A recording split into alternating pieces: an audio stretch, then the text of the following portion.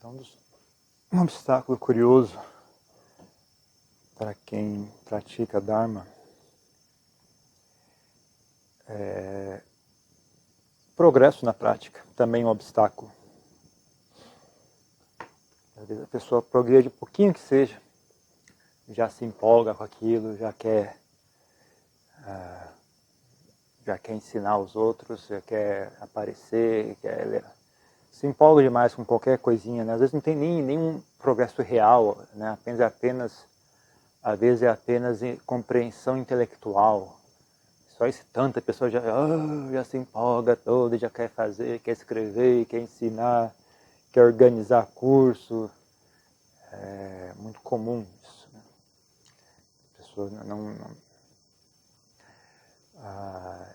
isso porque a mente ainda está ocupada com ego, né? Ainda está ocupada com vaidade, ainda está ocupada com o desejo de chamar a atenção, carência emocional,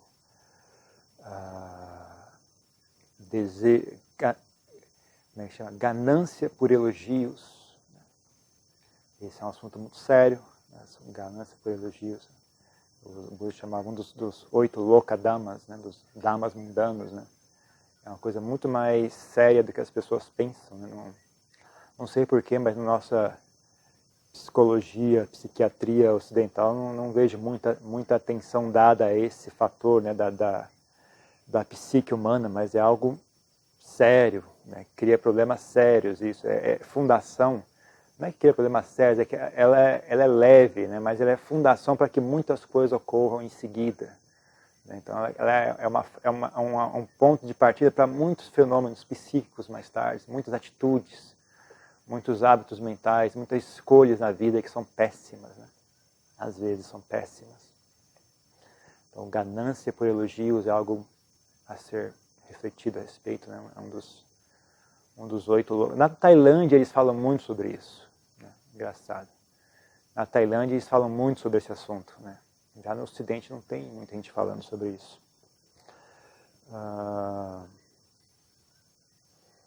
Então, muito do que os mestres fazem, né? Principalmente com relação aos monges, né? É botar um freio neles, né? Um dos trabalhos dos professores é isso, né? Bota um freio na pessoa, porque senão é muito comum a pessoa se empolgar, já querer sair na frente, querer falar alto. Num mosteiro, a cultura que tem, né? Assim, ninguém se atreve a falar, ninguém se atreve a dar sermão, começar a falar sobre Dharma, é muito mal visto, né? Então, você tá sentado assim, tomando um chá, ninguém vai falar, mas o Buda disse, não sei o que lá, todo mundo olha com desdém para você, né, se você fizer isso, né? Dharma é um assunto sério a ser ensinado só em situações sérias e de preferência por quem de fato sabe, né? Então, se o Adhyana está no mosteiro, ninguém fala, é impressionante. Ninguém ensina, você pede, não, vai conversar com o Adhyana, eu estou fora. Eu não converso. O cara tem mais de 20 anos como monge, a gente sabe que ele tem uma prática bem avançada, ele não se atreve a ensinar. Ele fala, não vai perguntar para o abade, né, do mosteiro. Então tem uma ciência muito clara, né, dos perigos envolvidos nisso, né? E um dos piores casos deles são os chamados lontas, né? Geralmente quando as pessoas se ordenam já em idade avançada, né? Principalmente homens, né? Engraçado isso. Eu achava que tinha a ver com a idade, né? Porque na Tailândia, em geral, os monges são todos homens, né? Tem monges, mas a gente vive muito isolado, então não tem muito contato com monges, não sei como é que ocorre no círculo delas, né? Mas entre os homens você sempre vê os tal dos lontar, né? São pessoas com mais de 50 anos de idade que vira monge. E aí assim que eles botam o manto, já começa a dar discurso e fala e qualquer coisinha, né? A lâmpada queimou, você fala, vamos tá, a lâmpada queimou, sim, é tudo impermanente. Qualquer coisinha o cara já levanta, começa a falar da impermanência, não sei o que lá, você está muito empolgado em falar, né? E qualquer coisinha, qualquer oportunidade que tem para fazer discurso, a pessoa começa a dar discurso, começa a ter muita opinião sobre tudo. Às vezes até o Adhyana tem que ouvir discurso deles, né? Aí quando ocorre isso, todo mundo fica olhando para eles. Aqui na Tailândia eles não têm uma cultura de conflito muito, né? Então você está fazendo algo errado, todo mundo só fica olhando você fazer errado, ninguém te dá um toque, né? Ninguém tá cutucado assim, ó, você acorda, né? Todo mundo fica olhando, dando risada. Depois quando você vai embora, fica todo mundo cara gargalhada, né? Então eles têm uma cultura assim de não conflito direto, né? Então, se a pessoa não tem simancol, né? A gente fala no Brasil, se a pessoa não tem simancol na Tailândia, ela está perdida, porque ninguém fala, né? Ninguém te dá um toque, né? E fica só olhando você fazer errado. É dever seu perceber que você está errado. Não é dever dele dizer que você está errado. O dever é seu de ter sensibilidade, né? E tato, né? E saber que você está agindo de forma equivocada, né? Então, na Tailândia é muito famoso, né? Os lontas. Lontas são senhores que se ordenam monge, né? Aí, assim que veste o manto, já quer dar sermão, já quer ensinar, quer fazer isso, quer fazer aquilo, e gosta de falar muito, gosta de que as pessoas ouçam o que ele tem a dizer. Mas eu depois que eu vim para o Brasil, eu vi que na verdade não é relativo só à idade, acho que tem a ver com ser homem também, né? Porque eu não vejo mulheres fazendo isso. Porque mesmo entre os leigos você vê isso, né? Lá, você vê na rede lá do workplace, lá, são sempre senhores de terceira idade fazem isso, né? As pessoas querem muito falar, querem muito que me ouçam, né? Querem muito que explicar, querem, não sei o que é, é uma mistura de fascínio pelo intelecto, misturado com carência emocional, carência por atenção, ganância por elogios. Eu acho que é uma mistura de várias coisas. Talvez tenha um pouquinho de compaixão, mas é uma coisa muito misturada, né?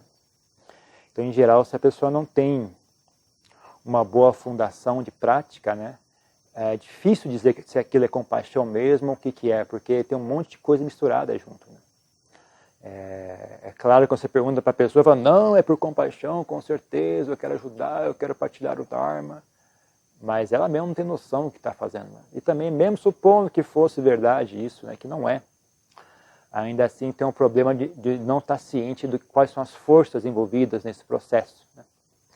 Então a pessoa começa a fazer isso, se ela não tem fundação para fazer esse tipo de trabalho, né, de ensinar o Dharma, isso na verdade só alimenta o ego dela mais e mais e mais e não demora muito.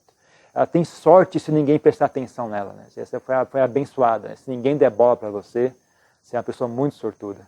O pior é quando você começa a falar demais, as pessoas, alguns bobos acreditam em você, levam a sério o que você diz, começam a te elogiar, começam a prestar, sabe, criar um círculo de alunos, aí a pessoa desanda de vez, porque ela não tinha fundação para fazer aquilo. Então, quanto mais sucesso ela tem nisso, mais o ego dela vai degenerando, né? Aí acaba gerando problemas sérios, né? Para todo mundo, né? Não só para ela, mas para todo mundo, também as pessoas ao redor.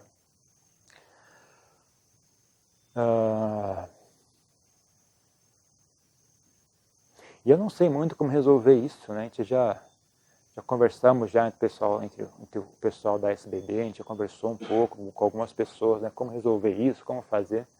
Mas não tem jeito, porque é um fato da vida, né? As pessoas são assim, né? Isso aí. Na Thaís, na época do Buda, está nos sutras isso, né? Tem exemplos nos sutras desse fenômeno. Até quando o próprio Buda faleceu, né? Tem um exemplo desse também, né? Mesmo na época do Buda, eles não queriam aceitar senhores de idade como monge, né? Eles sempre tinham aquela reação. Tem um caso lá que ninguém queria aceitar um senhor, e no final foi Sariputta que aceitou ele, mas ele era um bom aluno e logo se iluminou, né? Mas você vê que mesmo naquela época tinha uma reação assim, ninguém já era um fenômeno conhecido, né? Então não tem como muito resolver isso. Isso é um fato da vida, né? As coisas são assim, né? Na verdade, talvez fosse mais produtivo, né? Mesmo porque essas pessoas não ouvem, né? Não adianta você querer explicar para eles, eles só querem falar, eles não querem ouvir, né? Então é uma perda de tempo falar muito também, tentar pedir para eles, né? Tentar ensinar, olha, presta atenção, não faça isso, isso não é útil para você, não é útil para os outros também, né? Então, em geral, talvez o mais inteligente seja tentar ensinar as demais pessoas. Não, fique atento que isso existe, né?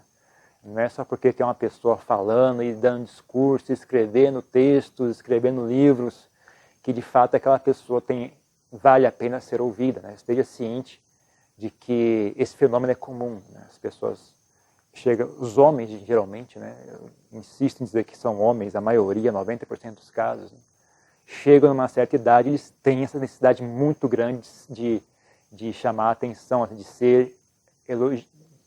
Eu acho que tem muito a ver com ego, assim, né? Eu ser o mestre, eu ser o líder, eu ser o... Né? As pessoas me admiram. Acho que é um desejo por admiração, né? Ser elogiado, ser admirado, ser respeitado, né? Então, estando ciente de que isso existe, né, preste atenção um pouco, né? Só porque a pessoa está falando não significa que ela tem algo a dizer, né? Falar e ter algo a dizer são dois fenômenos diferentes. Né?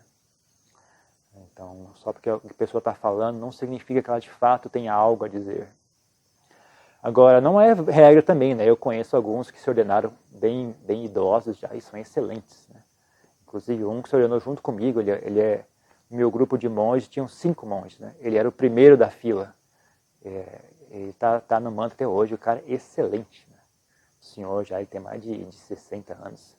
Muito, muito legal mesmo. Né? Tem outro chamado Ajahn Pasadico, também que é, cara, nota 10. Nota 10. Ele também é bem idoso. Ele se ordenou monge, já tinha bastante idade avançada, já mais de 60 anos. Mas é excelente, cara. Muito, muito bom mesmo. Então, tem exceções à regra, né? Mas são isso, exceções à regra. A regra é as pessoas não têm muita noção do que estão fazendo. Né? Tem muito disso, acho que é fascínio pelo intelecto também, né? As pessoas gostam muito de pensar, gostam muito do processo, né? É uma construção, né? Que você constrói. É que nem um artista, né? Ele faz um quadro bonito, ele sente orgulho. Olha que quadro lindo que eu fiz. Ele quer mostrar para os outros. Olha meu quadro. Né? Tem uma necessidade de mostrar aquilo que ele fez, que ele achou bonito. Né? Então as pessoas pensam, raciocinam, organizam explicações, constroem aquele castelo de explicações e falam, nossa, como isso é lindo. Né? E quer mostrar para os outros. Né? E quer que os outros vejam. Olha o que eu fiz, olha como é bonito, olha a minha explicação como está boa, olha como está claro. Olha, mas o problema é explicações não resolvem o problema, né? Não levam, só a explicação em si não é o suficiente para alguém de fato progredir na prática do Dharma. Né? É uma das ferramentas, né? E como qualquer outra ferramenta, ela precisa ser usada de forma correta e na medida certa, né? Como um medicamento. Né? Você usa só o suficiente, não de mais, não de menos. Né? E de mais e de menos é óbvio, depende de cada pessoa. Né? Cada pessoa tem uma necessidade de uma dose maior e de uma dose menor. Né? Se aplicar uma dose maior do que é necessária, a pessoa acaba ficando envenenada. Né? Então, quando principalmente eu fico com pena das pessoas novatas, né? Isso já acontece muito na rede social e do workplace também, as pessoas novatas chegam e estão numa fase que tem muito lontado, dando muito sermão, dando explicações, eles olham aquilo e se assustam, falam, meu Deus, o budismo é isso? Né? Esse monte de teoria, esse monte de explicações complicadas, esse monte de filosofia, é isso que é budismo? Elas até se assustam e até, às vezes até recuam. Né? Então nem sempre é útil, muitas vezes é danoso isso. Né? É danoso às vezes para as pessoas que estão ouvindo. A pessoa nessa ânsia toda de querer ajudar, na verdade eles acabam atrapalhando também. Né? Então, como não há como impedir que esse fenômeno se manifeste, né? Cabe àqueles que ouvem estar cientes de que isso existe, né? E saber julgar, bom, vale a pena ouvir o que essa pessoa está dizendo, sim ou não, né? Eu, em geral, recomendo, né? Você quer instruções, você quer explicações, então vá direto à fonte, ou pelo menos procure pessoas mais qualificadas, né? Procure mestres que já estão bem qualificados. Tem muitos mestres que têm um approach intelectual bem refinado, como Ajahn Buddhadasa, Ajahn Bhikkhu Bodhi, o Ajahn Thanissaro, né? Todos eles têm um approach muito intelectual, muito racional, assim, bastante forte, bastante saboroso para quem tem gosto para esse tipo de coisa. Né? Então, tem boas opções por aí, né? Você não precisa ficar buscando isso em locais que não muito garantidos, né? Se você realmente precisa consumir esse tipo de ensinamento, então procure na fontes melhores, fontes mais garantidas, mais confiáveis, né? Mais testadas, né? Testadas pelo tempo, pela prática, né? Então vale mais a pena. Agora saiba que isso não é obrigatório, não é só assim que se pratica o Dharma, não é só através desse intelectualismo todo, desse fetiche por explicações, né? Dessa obsessão por explicações, achando que um dia uma explicação vai resolver o problema, né? Não é só assim que se pratica o Dharma, né? Isso é uma forma de fazer, e eu tenho lá minhas dúvidas, né, de quão longe vai isso, né? Explicações são boas como ferramentas, mas não servem de caminho, né? Servem de um certo apoio, mas só vai até aí, né? O problema é que a gente é muito fascinado pelo intelecto, né? Quando alguém dá uma explicação muito boa, as pessoas realmente ficam fascinadas, né? Atrai muita atenção, né? É muito saboroso para o intelecto uma explicação bem feita, né? Agora, uma explicação bem feita nem sempre está certa, tem uma diferença. É que nem eu falei, é um quadro, né? Você pinta um quadro, ele pode estar muito bonito, mas ele não necessariamente expressa a verdade, né? Você pintou uma paisagem, o seu quadro pode estar bonito, mas às vezes não está de acordo com a realidade daquela paisagem, sabe? Você teve uma liberdade artística ali para embelezar o quadro, né? Você mudou,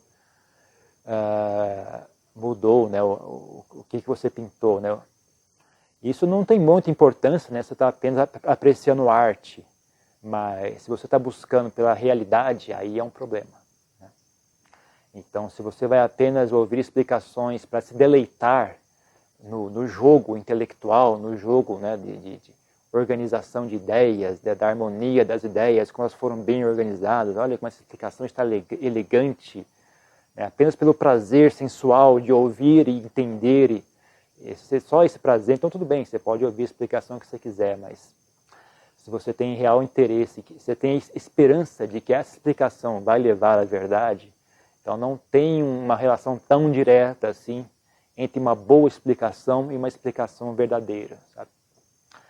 Então, inclusive eu digo o reverso, né? O que acontece é, quando a pessoa não tem um compromisso muito firme com a verdade, ela é muito mais hábil em dar explicações, porque ela fala o que é agradável de ouvir, né? Ela não tem necessidade de falar o que é correto. Se a pessoa tem necessidade de falar que é correto, ela tem um compromisso, se não é correto, eu não falo, né? Se não está de acordo com a verdade, eu não digo. Então há um limite no que ela pode falar. Agora, se ela não tem esse compromisso, então ela fala aquilo que o povo quer ouvir, né? Aquilo que é agradável ouvir. Então é muito mais interessante, é fascinante, interessante, cativa a atenção, né? Absorve a atenção dos outros, né? É muito fascinante, as pessoas acham fascinante. Então fique atento a isso, tudo isso existe, né? E é dever de quem ouve saber lidar com isso, né? Não é viável, não é uma estratégia factível esperar que as pessoas parem de falar, né? Em geral, quem tem essa necessidade de falar não está aberto a críticas, né? Não tá, quando você diz isso, não é o meu caso, com certeza não, eu sou com paixão. Ninguém admite, né? Se elas soubessem o que elas estão fazendo, elas não fariam. Então não tem como você esperar que elas caiam na real, né? A justa razão pela qual elas estão agindo dessa forma é o fato de elas não estarem cientes do que estão fazendo. Se a pessoa estivesse ciente, imediatamente a vontade de falar passava. Mas é justamente por não estar ciente que elas estão falando. E esse não estar ciente, é óbvio, vem de uma autoilusão, né? Ou seja, existe um mecanismo de defesa que impede que ela enxergue a realidade da situação. Então, mesmo como você diz, já tem aquela parede protegendo. Não sou eu não. Esse cara, você está com inveja de mim, você está com inveja, se você não quer que ninguém... como é que é? Como se você não quer competição, né? Você é apegado ao seu... sei lá, as pessoas têm de tudo, né? Tem alguns professores leigos aqui, inclusive alguns famosos, tem grupos aí que são famosos por essa característica. Muita gente vem me falar essas histórias. Né? A característica mais... O ponto mais marcante daquela pessoa é esta atitude, assim, né? A pessoa é muito... como é que chama isso? Sei lá, né? Difícil expressar isso em palavras, né? A pessoa não... muito apegada, não ouve ninguém, né? Só eu, não, ninguém mais, só eu, não me feche, ninguém mais ouve. E quem me criticar é porque está com inveja, é porque quer tomar meu lugar de professor, não, eu sei lá. Tem casos assim que são famosos no Brasil. Então isso existe. Né? Então, cabe aos alunos saber lidar com isso. Né? Então é isso. Entendi, é só isso. Tem alguma pergunta, algum comentário? Alguma coisa? Eu tenho, Adriano. Eu queria que você comentasse quanto tempo você levou para aprender a falar tailandês? Quanto tempo? Processo, para começar a conseguir falar, assim, uns 3 anos. Mas é porque ninguém me ensinou, né? Eu tive que aprender sozinho. E eu meio arrogante, assim, achei, bom, eu já aprendi línguas antes, já tinha aprendido a falar inglês, francês sozinho também. Então eu falei, eu sei fazer isso, aprender a língua, eu sou bom. Eu faço isso tranquilo. Mas tailandês é uma outra história. Não é a mesma coisa que aprender francês, não. É outra história, completamente diferente, né? Então eu perdi muito tempo também, né, tentando fazer sozinho. Na verdade eu consegui aprender quando eu desisti, né? Porque eu estava com a minha estratégia para aprender não funcionava com aquilo, né? Eu estou querendo, sei lá, cavar um buraco com um garfo, né? O garfo é para outra ferramenta, né? O garfo é para pegar o feno, né? Aquele tridente, assim, aquele negócio. Eu estou querendo cavar um buraco, aquela ferramenta é para pegar feno, né? Não é para pegar terra, né? Então eu tentando, fiquei mais ou menos 1 ano e meio batendo cabeça e não andava para frente. Aí eu desisti. Eu lembro até onde eu estava quando eu desisti. Eu estava numa caverna lá na fronteira com o Laos. Estava com um monte de livrinhos, uns livros do exército americano, quando o exército da guerra do Vietnã, o exército americano compôs um curso para os soldados, né? E eu estudando aquele curso lá do exército, tentando entender, e não andava para frente de jeito nenhum. E ainda, como o curso foi feito para soldados, né? Tinha umas fitinhas também, fita cassete, né? Aí era coisa de soldado, assim. Repita após mim. Ma. De novo. Ma. Mais rápido. Eu ouvindo, deu uma hora que eu me irritei e joguei o gravador no chão, assim. Falei, putz, caramba. Fiquei assustado, porque em geral eu não sou uma pessoa brava, assim. Mas foi tão irritante aquilo. Aí peraí, isso tá errado. Né? Foi quando eu falei, caramba, isso não tá dando certo. Não vai dar certo isso. Aí eu mudei, aí eu desisti de aprender. Aí eu comecei a querer saber uma coisa, eu vou só falar que nem eles falam e dane-se. Não vou mais tentar aprender nada, eu vou só falar igual eles falam e pronto. Por que é assim, qual a explicação, qual é a gramática, não sei, não quero saber. As crianças falam isso, deve ter um jeito. Se até as crianças na Tailândia conseguem falar tailandês é porque tem um jeito de fazer isso, né? Sem estudar. Então, quer saber, dane-se. Parei, joguei os fora livre todo, e comecei a só falar e... Felizmente o tailandês é muito, muito brincalhão, né? Gosta de contar piada, então eu também gosto. Então, aí eu ficava conversando, brincando, contando piada, né? E nesse processo eu fui aprendendo. Então aí consegui aprender, né? Depois de aí foi meio mais rápido, bem mais rápido a partir daí, né? Mas demorou, sim. E esse processo que deu certo, assim, quando você começou a aprender certo, você estava aonde?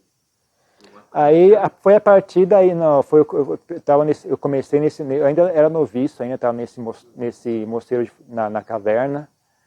Aí acabou, aí eu me ordenei monge e como eu estava praticando, aprender tailandês, eu pedi para o abade na época, né, o Ajahn Nyanadam, pedi permissão para ir morar no mosteiro tailandês, né, com a Ajahn Jandi. Aí fui fiquei 4 meses no Ajahn Jandi, né, no mosteiro tailandês. Aí eu voltei para o Apananachat, e em seguida de novo fui para a floresta, Aí estava lá com os gringos na floresta, fiquei uns 4, 6 meses lá. Aí na volta eu pedi para ficar no Lompoc, né? Passar um ano lá no Lompoc, de novo, né? Como eu estava aprendendo tailandês, né? Eu queria ficar lá com o Lompoc para aprender a falar tailandês. Aí eu fiquei e não voltei mais. Quando eu cheguei lá, eu me encontrei, fiquei muito bem lá, me deu muito certo, com um relacionamento muito bom com ele e com os demais monges de lá, então eu acabei ficando. Então, quando eu consegui mesmo falar tailandês, eu já estava morando. Eu fiquei um ano lá morando com o Lompoc sem saber, muito difícil, né? Sem conseguir me comunicar direito, né? Então, meio sofrido, inclusive, o negócio. Mas depois de um ano e meio, assim, aí eu consegui me comunicar, tal, aí melhorou bastante. Inclusive, muito dolorosa essa experiência, porque eu tinha essa arrogância, né? Eu me achava muito inteligente. Então, quando você está num lugar que você não fala a língua, ou que você fala a língua mais ou menos, é praticamente igual a ser burro. Né? As pessoas falam e você não entende mal.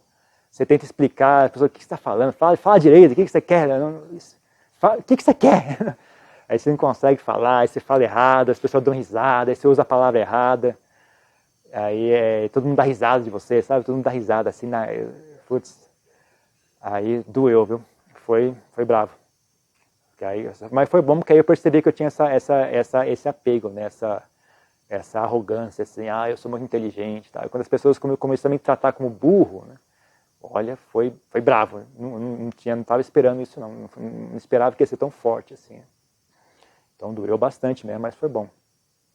Foi bem dolorido. Acho que foi uma das fases mais difíceis da minha vida monástica. Mais difícil. Foi talvez o ponto mais baixo, assim. Em termos de sentir dificuldade, assim, de lidar comigo mesmo, foi essa. Mas deu certo no final. Tem mais uma coisa?